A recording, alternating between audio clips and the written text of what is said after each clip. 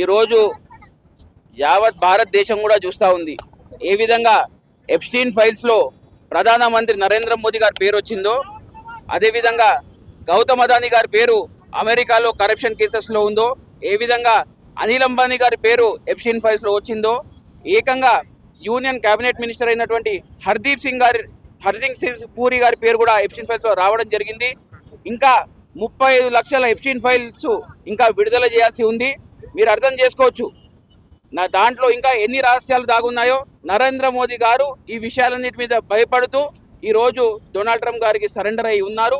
కాబట్టే మేము నినాదం తీసుకున్నాము, our prime minister is compromised.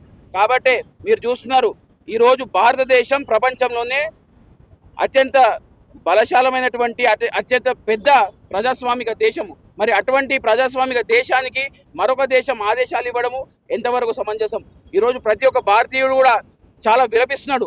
America భారతదేశానికి ఏ విధంగా పర్మిషన్ ఇస్తుంది? కేవలం మీకు 30 రోజులు గడిపిస్తున్నాము రష్యా నుంచి ఆయిల్ కొనుక్కోవడానికి చెప్తుంది. మన సాటి దేశమైనటువంటి అమెరికా మనకెట్లా పర్మిషన్ ఇస్తుంది?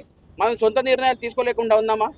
ఇంకోవైపు నరేంద్ర మోదీ ఇంకోవైపు డొనాల్డ్ ట్రంప్ చెప్తాడు పాకిస్తాన్తో కూడా యుద్ధం నేను ఆపించిన అని చెప్పి. దాని మీద కూడా మరి నరేంద్ర మోదీ ఏమీ మాట్లాడు. అంటే డొనాల్డ్ ట్రంప్ గారు భారతదేశం పట్ల ఎటువంటి అనుచిత వ్యాఖ్యలు చేసినా కానీ మన ప్రధానమంత్రి నరేంద్ర మోదీ గారు నోరు మూసుకుంటున్నారు. ఎందుకు నోరు మూసుకుంటున్నారు?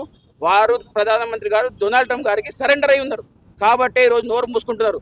కాబట్టే భారతదేశ ప్రజల తరఫున మేము డిమాండ్ చేస్తున్నాం, నువ్వు వెంటనే రాజీనామా చేయి, లేకపోతే ఈ అలిగేషన్స్ మీద ఈ దేశ ప్రజలకు సమాధానం చెప్పు. అప్పటి వరకు మా ఈ ఉద్యమం కాంగ్రెస్ పార్టీ తరఫున రాహుల్ గాంధీ గారి తరఫున కొనసాగుతూనే ఉంటుందని చెప్పేసి ఈరోజు తెలియజేస్తుంది.